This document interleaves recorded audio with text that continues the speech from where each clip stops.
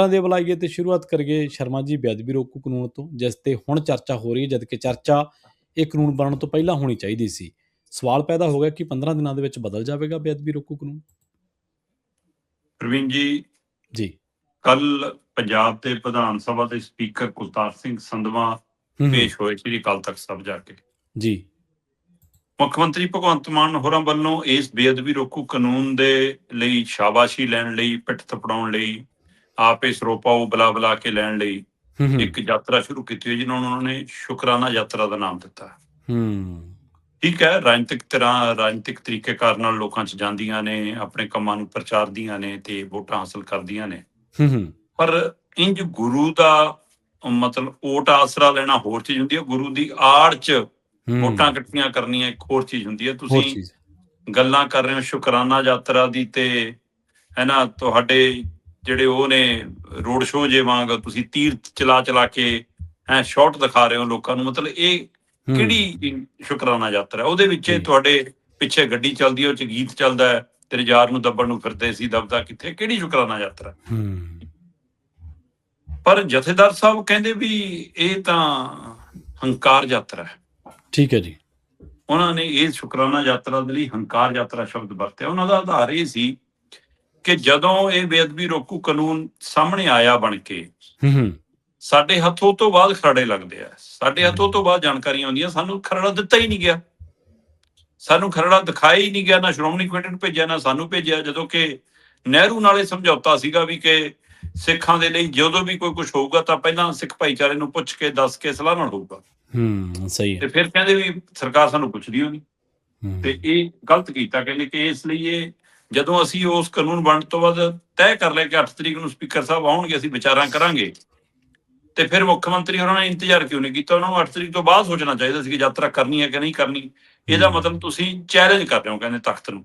ਜੀ ਉਹਨਾਂ ਨੇ ਇਸ ਨਜ਼ਰੀਏ ਨਾਲ ਲਿਆ। ਖਾਸੇ ਸਖਤ ਨਜ਼ਰ ਆਏ ਕੱਲ ਜਦ ਗਿਆਨੀ ਕੁਲਦੀਪ ਸਿੰਘ ਗੜਗਾ 'ਚ। ਠੀਕ ਹੈ। ਸਪੀਕਰ ਸਾਹਿਬ ਗਏ, ਉਹਨਾਂ ਨੇ ਆਪਣੀ ਗੱਲ ਰੱਖੀ, ਮੀਡੀਆ 'ਚ ਆਉਂਦੇ ਉਹਨਾਂ ਨੇ ਕਿਹਾ ਵੀ ਕਿ ਮੈਂ ਆਪਣੀ ਗੱਲ ਕਰਿਆ ਆ, ਜੋ ਮੈਂ ਸਮਝ ਸੀ ਮੈਂ ਆਪਣੇ ਅਨੁਸਾਰ ਦੱਸਿਆ ਆ, ਮੈਂ ਜ਼ਿਆਦਾ ਕੁਛ ਨਹੀਂ ਕਹਿਣਾ। ਪਰ ਜਦੋਂ ਜਥੇਦਾਰ ਸਾਹਿਬ ਸਾਹਮਣੇ ਆਏ ਤਾਂ ਉਹਨਾਂ ਨੇ ਕਈ ਨੁਕਤਿਆਂ ਦੇ ਹਵਾਲੇ ਨਾਲ ਇਹ ਕਹਿਣ ਦੀ ਕੋਸ਼ਿਸ਼ ਕੀਤੀ ਵੀ ਕਿ ਕਾਨੂੰਨ ਸਹੀ ਨਹੀਂ ਗਾ। ਜੀ ਪਹਿਲਾਂ ਤਾਂ ਉਹ ਕਹਿੰਦੇ ਕਿ ਜਦੋਂ ਸਪੀਕਰ ਸਾਹਿਬ ਆਏ ਅਸੀਂ ਉਹਨਾਂ ਨੂੰ ਕਈ ਮਦਦ ਦਿਖਾਏ ਕਿ ਆਹ ਦੇਖੋ ਜੀ, ਹੈ ਨਾ, ਇਹਦੇ ਵਿੱਚ ਆਹ ਚੀਜ਼ ਲਿਖੀ ਹੈ, ਤੁਸੀਂ ਇੱਥੇ ਆਹ ਕੀਤਾ, ਇੱਥੇ ਐਂ ਕੀਤਾ, ਆਹ ਗਲਤ ਹੈ, ਗਲਤ ਹੈ। ਕਹਿੰਦੇ ਅਸੀਂ ਬਕਾਇਦਾ ਪੰਜਾਬੀ ਕਰਾ ਕੇ ਰੱਖੀ ਸੀ ਉਸ ਕਾਨੂੰਨ ਦੀ ਖਰੜੇ। ਠੀਕ ਹੈ ਜੀ। ਮਤਲਬ ਜਦੋਂ ਜਥੇਦਾਰ ਸਾਹਿਬ ਇਹ ਗੱਲ ਕਹਿ ਰਹੇ ਸੀ ਕਿ ਅਸੀਂ ਪੰਜਾਬੀ ਕਰਾ ਕੇ ਰੱਖੀ, ਤਾਂ ਇਹਨੇ ਸਾਬਤ ਕਰਤਾ ਕਿ ਪੰਜਾਬ ਦੀ ਵਿਧਾਨ ਸਭਾ 'ਚ ਪੰਜਾਬ ਸਰਕਾਰ ਵੱਲੋਂ ਸ਼੍ਰੀ ਗੁਰੂ ਗ੍ਰੰਥ ਸਾਹਿਬ ਜੀ, ਜਿਹੜਾ ਗੁਰਮੁਖੀ ਲਿਪੀ 'ਚ ਲਿਖਿਆ ਹੋਇਆ, ਉਸ ਗੁਰੂ ਗ੍ਰੰਥ ਸਾਹਿਬ ਦੇ ਸੰਬੰਧ ਦੇ ਵਿੱਚ ਲਿਆਂਦਾ ਗਿਆ ਕਾਨੂੰਨ ਅੰਗਰੇਜ਼ੀ 'ਚ ਬਣਾਇਆ। ਅੰਗਰੇਜ਼ੀ 'ਚ ਬਿਲਕੁਲ ਸਹੀ ਹੈ ਜੀ। ਇਹ ਇੱਥੋਂ ਹਿਸਾਬ ਲਾ ਲਓ ਕਿ ਕਿੰਨੇ ਕੁ ਪੰਜਾਬ ਨੂੰ ਸਿਰਤ ਨੇ, ਕਿੰਨੇ ਕੁ ਪੰਜਾਬੀ ਨੂੰ, ਤੇ ਕਿੰਨੇ ਕੁ ਇਹ ਗੁਰੂ ਨੂੰ ਸਮਰਪਿਤ। ਚਲੋ, ਉਹ ਤੋਂ ਬਾਅਦ ਜੀ ਉਹ ਕਹਿੰਦੇ ਅਸੀਂ ਉਹਨਾਂ ਨੂੰ ਪੜ੍ਹਾਇਆ ਕਿ ਆਹ ਪੜ੍ਹੋ ਜੀ।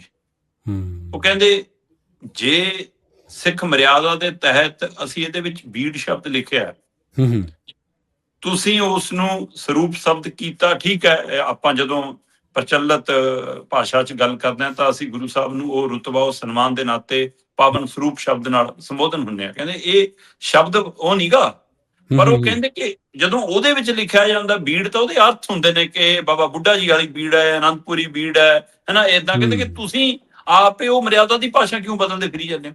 ਸਹੀ ਹੈ।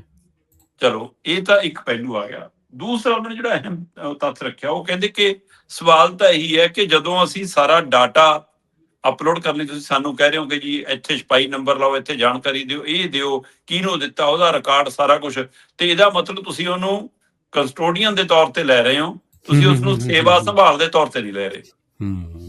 ਤੇ ਕਹਿੰਦੇ ਇਹੀ ਚਿੰਤਾ ਸਾਡੇ ਕੋਲ ਰਾਗੀ, ਪਾਠੀ, ਹੈ ਨਾ, ਸੇਵਾਦਾਰ, ਗੁਰੂ ਘਰ ਦੇ ਪ੍ਰਬੰਧਕ ਕਮੇਟੀਆਂ, ਇਹੀ ਤਾਂ ਖਾਲਸਾ ਪ੍ਰਗਟਾ ਰਹੀਆਂ ਜੀ ਕਿ ਕੱਲ ਨੂੰ ਕੋਈ ਘਟਨਾ ਕਰਕੇ ਜਾਊਗਾ, ਪਾਠੀ ਵੀ ਚੱਕ ਲਓ, ਰਾਗੀ ਵੀ ਚੱਕ ਲਓ, ਉੱਥੇ ਸੇਵਾਦਾਰ ਵੀ ਚੱਕ ਲਓ, ਪ੍ਰਧਾਨ ਵੀ ਚੱਕ ਲਓ, ਕਮੇਟੀ ਮੈਂਬਰ ਵੀ ਚੱਕ ਲਓ, ਇਹ ਤਾਂ ਬਦਲਾਖੋਰੀ ਸ਼ੁਰੂ ਹੋਊਗੀ। ਤੇ ਇਹ ਤਾਂ ਹੋਰ ਪਾਸੇ ਨੂੰ ਗੱਲ ਜਾਊਗੀ। ਇੱਥੋਂ ਤੱਕ ਵੀ ਗੱਲ ਆਈ ਉਹਦੇ ਵਿੱਚ, ਉਹ ਕਹਿੰਦੇ ਵੀ ਕੱਲ ਨੂੰ ਸ਼੍ਰੀ ਅਕਾਲ ਤਖਤ ਸਾਹਿਬ ਤੇ ਅਖੰਡ ਪਾਠ ਸਾਹਿਬ ਪ੍ਰਕਾਸ਼ ਹੈ, ਠੀਕ ਹੈ। ਇੱਥੇ ਡੀਐਸਪੀ ਆ ਕੇ ਕਿਆ ਕਰੂਗਾ ਕਿ ਪਰੇ ਹੋਏ, ਮੈਂ ਦੇਖਣਾ ਕਿ ਤੁਸੀਂ ਇੱਥੇ ਬੇਅਦਬੀ ਤਾਂ ਨਹੀਂ ਕਰਦੇ। ਇਹ ਉਹ ਕਹਿੰਦੇ ਵੀ ਜਵਾਬ ਦਿਓ ਇਸ ਗੱਲਾਂ ਦੇ ਸਾਡਿਆਂ ਦੇ। ਉਹਨਾਂ ਨੇ ਕਈ ਨੁਕਤੇ ਮੂਹਰੇ ਰੱਖੇ ਜਿਹਦੇ ਜਵਾਬ ਸਪਸ਼ਟ ਰੂਪ ਵਿੱਚ ਕਹਿੰਦੇ ਸਪੀਕਰ ਸਾਹਿਬ ਦੇ ਨਹੀਂ ਪਾਏ। ਠੀਕ ਆ। ਤੇ ਉਹ ਤੋਂ ਬਾਅਦ ਜਥੇਦਾਰ ਸਾਹਿਬ ਨੇ ਫਿਰ ਆਪਣਾ ਫਰਮਾਨ ਸੁਣਾਇਆ ਕਿ ਵੀ ਅਸੀਂ 15 ਦਿਨ ਦਾ ਤੁਹਾਨੂੰ ਸਮਾਂ ਦਿੰਨੇ ਆ, ਸਿੱਖ ਰਿਟਾਇਰਡ ਜੱਜਾਂ ਦੀ, ਉੱਗੇ ਵੱਡੇ ਸਿੱਖ ਵਕੀਲਾਂ ਦੀ, ਵਿਦਵਾਨਾਂ ਦੀ ਇੱਕ ਅਸੀਂ ਕਮੇਟੀ ਬਣਾ ਦਿੰਨੇ ਆ, ਤੁਸੀਂ ਉਹਦੇ ਨਾਲ ਵਿਚਾਰ ਕਰੋ, ਇਸ ਕਾਨੂੰਨ ਦੇ ਵਿੱਚ ਜੇ ਸੋਧ ਕਰਕੇ ਲਿਆਓਗੇ ਤਾਂ ਮਨਜ਼ੂਰ ਆ, ਨਹੀਂ ਸਾਨੂੰ ਇਹ ਕਾਨੂੰਨ ਮਨਜ਼ੂਰ ਨਹੀਂ। ਤੇ ਇਸ ਲਈ ਕਹਿੰਦੇ ਕਿ ਇਹ ਤੋਂ ਬਿਨਾਂ ਅਸੀਂ ਇਹਨੂੰ ਮਨਜ਼ੂਰ ਨਹੀਂ ਕਰਾਂਗੇ। ਹੁਣ 15 ਦਿਨ ਦਾ ਅਲਟੀਮੇਟਮ ਹੈ ਸਰਕਾਰ ਕੋਲ ਜੀ। ਪਰ ਮੁੱਖ ਮੰਤਰੀ ਭਗਵੰਤ ਮਾਨ ਪਹਿਲਾਂ ਕਈ ਵਾਰ ਰਾਜਨੀਤਿਕ ਸਟੇਜਾਂ ਤੋਂ ਇਹ ਗੱਲ ਕਰ ਚੁੱਕੇ ਨੇ ਕਿ ਦੇਖ ਲਓ ਜੀ, ਹੈ ਨਾ, ਹੁਣ ਇਹ ਕਹਿੰਦੇ ਨੇ ਜੀ ਕਿ ਕਾਨੂੰਨ ਠੀਕ ਨਹੀਂ। ਕੱਲ ਫਿਰ ਮੁੱਖ ਮੰਤਰੀ ਸਾਹਿਬ ਨੇ ਗੱਲ ਦੁਹਰਾਤੀ, ਕਿਹਾ ਦੇਖ ਲਓ ਸਪੀਕਰ ਨੂੰ ਤਲਬ ਕਰ ਲਿਆ ਸੀ ਇਹਨਾਂ ਨੇ, ਹੈ ਨਾ, ਤੇ ਦੱਸੋ ਜੀ ਸਾਡਾ ਸਾਥ ਤਾਂ ਕੀ ਦੇਣਾ, ਸਹਿਯੋਗ ਤਾਂ ਕੀ ਦੇਣਾ, ਸ਼ਾਬਾਸ਼ੀ ਕੀ ਦੇਣੀ ਹੈ, ਕੀ ਕਰਦੇ ਫਿਰਦੇ ਨੇ। ਅਸਲ 'ਚ ਕਹਿੰਦੇ ਕਰੀਏ ਕੀ ਜੀ, ਐਸਜੀਪੀਸੀ ਦਾ ਪ੍ਰਧਾਨ ਹੈ ਜਦੋਂ ਸੁਖਬੀਰ ਦਾ ਸਿਪਾਹੀ ਆ, ਗੁਰੂ ਦਾ ਹੈ ਹੀ ਨਹੀਂਗਾ। ਸੋ ਪੂਰਾ ਇਹਨੂੰ ਉਹ ਰਾਜਨੀਤਿਕ ਰੰਗਤ ਦੇ ਰਹੇ ਨੇ। ਸਹੀ ਆ। ਪਰ ਕੀ ਜਥੇਦਾਰ ਇਕੱਲੇ ਜਥੇਦਾਰ ਬਣ ਕੇ ਗੱਲ ਕਰ ਰਹੇ ਨੇ? ਉਹ ਵੀ ਕਿਤੇ ਸੁਖਬੀਰ ਵਾਲੇ ਪਾਸਿਓਂ ਤਾਂ ਨਹੀਂ ਬੋਲ ਰਹੇ। ਲੋਕ ਇਹ ਵੀ ਜਾਣਨਾ ਚਾਹੁੰਦੇ ਆ ਬਈ ਇੱਕ ਪਹਿਲੂ ਹੈ ਗੁਰੂ ਗ੍ਰੰਥ ਸਾਹਿਬ ਜੀ ਦੇ ਨਾਲ ਸੰਬੰਧਿਤ ਕਾਨੂੰਨ ਦਾ ਮਾਮਲਾ, ਜਿਸ ਜਥੇਦਾਰ ਦਾ ਇਹ ਮੰਨਣਾ ਹੈ ਕਿ ਭਾਈ ਤੁਸੀਂ ਕਾਨੂੰਨ ਸਿੱਖਾਂ ਲਈ ਬਣਾਤਾ। ਉਹ ਕਹਿੰਦੇ ਸਪੀਕਰ ਸਾਹਿਬ ਕਿ ਨਹੀਂ ਜੀ, ਅਸੀਂ ਤਾਂ ਬੇਅਦਬੀ ਕਰਨ ਵਾਲਿਆਂ ਦੇ ਲਈ ਲਿਆਂਦਾ ਕਾਨੂੰਨ। ਉਹ ਕਹਿੰਦੇ ਨਾ, ਉਹਨਾਂ ਲਈ ਘੱਟ ਹੈ, ਇਹ ਲਾਗੂ ਵੱਧ ਸਿੱਖਾਂ ਤੇ ਹੋ ਜਾਣਾ ਤੇ ਉਹਨਾਂ ਨੂੰ ਤੰਗ ਪਰੇਸ਼ਾਨ ਕਰਨ ਵਾਲਾ ਵੱਧ ਬਣ ਜਾਣਾ, ਇਸ ਲਈ ਸਾਨੂੰ ਇਹਦੀਆਂ ਇਹ ਮੱਦਾਂ ਮਨਜ਼ੂਰ ਨਹੀਂ ਗਈਆਂ। ਠੀਕ ਆ। ਹੁਣ ਪਰ ਜਿਵੇਂ ਧਾਮੀ ਹੋਰੀ ਬੋਲ ਰਹੇ ਨੇ ਹੁਣ ਕਿ ਜੀ ਇਹ ਤਾਂ ਗਲਤ ਹੋ ਗਿਆ, ਇਹ ਤਾਂ ਧੱਕਾ ਹੈ ਜੀ, ਹੁਣ ਮੀਟਿੰਗਾਂ ਕਰਕੇ ਫੈਸਲੇ ਸਖਤ ਲੈ ਰਹੇ ਨੇ ਜੀ, ਹੈ ਨਾ, ਪਹਿਲਾਂ ਸਵਾਗਤ ਵੀ ਕਰ ਰਹੇ ਸੀ। ਤੇ ਫਿਰ ਕੀ ਉਹ ਆਪਣੀ ਮਾਨਸਿਕ ਵਿਚਾਰਧਾਰਾ ਦੇ ਵਿੱਚੋਂ ਬੋਲ ਰਹੇ ਨੇ ਕਿ ਸੁਖਬੀਰ ਵੱਲ ਦੇ ਇਸ਼ਾਰੇ ਤੇ ਬੋਲ ਰਹੇ ਨੇ? ਤੇ ਜਥੇਦਾਰ ਸਾਹਿਬ ਨੇ ਬੈਠਕ ਜੋ ਬੁਲਾਈ, ਕਾਰਵਾਈ ਜੋ ਪਾਈ, ਇਹ ਆਪ ਆਪਣੇ ਵਿਚਾਰ ਚੋਂ ਬੁਲਾਈ ਕਿ ਐਸਜੀਪੀਸੀ ਦੇ ਰਾਹੀਂ ਸੁਖਬੀਰ ਦੇ ਸੁਨੇਹੇ ਰਾਹੀਂ ਕਰਾਈ? ਸਹੀ ਹੈ। ਸਵਾਲ ਤਾਂ ਹੈ ਕਿਉਂਕਿ ਜੇ ਇਹ ਧਾਰਮਿਕ ਮਸਲਾ ਤਾਂ ਨਾਲ ਨੂੰ ਰਾਜਨੀਤਿਕ ਸਥਿਤੀ ਵੀ ਹੈ ਨਾ ਦਿੱਤੇ, ਜਿਵੇਂ ਯਾਤਰਾ ਨਿਕਲ ਰਹੀ ਹੈ ਉਹ ਚ ਬੋਲਿਆ ਜਾ ਰਿਹਾ, ਤੇ ਫਿਰ ਉਸ ਮਸਲੇ ਦੇ ਉੱਤੇ ਰਾਜਨੀਤਿਕ ਪਹਿਲੂ ਦੇ ਉੱਤੇ ਸੁਖਬੀਰ ਬਾਦਲ ਦਾ ਬਿਆਨ ਕਿੱਥੇ ਇਸ ਮਸਲੇ ਨੂੰ ਲੈ ਕੇ? ਕਿੱਥੇ ਸ਼੍ਰੋਮਣੀ ਅਕਾਲੀ ਦਲ? ਕੀ ਸੁਖਬੀਰ ਬਾਦਲ ਨੂੰ ਇਹ ਗੱਲ ਦਾ ਡਰ ਲੱਗਦਾ ਕਿ ਜੇ ਇਸ ਮਸਲਿਆਂ ਤੇ ਬੋਲੇ ਤਾਂ 2015 ਵਾਲੇ ਮਾਮਲੇ ਸਾਹਮਣੇ ਆ ਜਾਣਗੇ, ਵੈਬਸਲਾ ਬਰਗਾੜੀ ਕਾਂਡ ਕੇ ਤੁਹਾਡੀ ਸਰਕਾਰ ਸਮੇਂ ਹੋਈ? ਕੀ ਇਸ ਲਈ ਸੁਖਬੀਰ ਚੁੱਪ ਨੇ ਕਿ ਜੇ ਮੈਂ ਮਰਿਆਦਾ ਦੀ ਗੱਲ ਕਰੂੰਗਾ ਅਗਲੇ 2 ਦਸੰਬਰ ਵਾਲੇ ਹੁਕਮਨਾਮੇ ਕੱਢ ਲਿਆਉਣਗੇ ਕਿ ਉੱਥੇ ਮਰਿਆਦਾ ਕਿੱਥੇ ਸੀ ਤੁਹਾਡੀ? ਸੋ ਕੀ ਸੁਖਬੀਰ ਇਸ ਲਈ ਹੁਣ ਐਸਜੀਪੀਸੀ ਤੇ ਜਥੇਦਾਰ ਰਾਹੀਂ ਅੱਗੇ ਵਧ ਰਹੇ ਨੇ? ਤੇ ਮੁੱਖ ਮੰਤਰੀ ਹੋਰਾਂ ਨੇ ਜਿਵੇਂ ਕੱਲ ਦੁਬਾਰਾ ਕਿਹਾ ਕਿ ਆ ਦੇਖ ਲਓ ਸਪੀਕਰ ਨੂੰ ਤਲਬ ਕਰੀ ਫਿਰਦੇ ਨੇ, ਅਸੀਂ ਕਾਨੂੰਨ ਲਿਆਂਦਾ ਸੀ, ਅਸੀਂ ਆਹ ਕਰਨਾ ਸੀ। ਸੋ ਇਸ ਤਰੀਕੇ ਨਾਲ ਮੈਨੂੰ ਨਹੀਂ ਲੱਗਦਾ ਕਿ ਉਹ ਵਾਪਸ ਜਾਣਾ ਚਾਹੁੰਦੇ ਨੇ।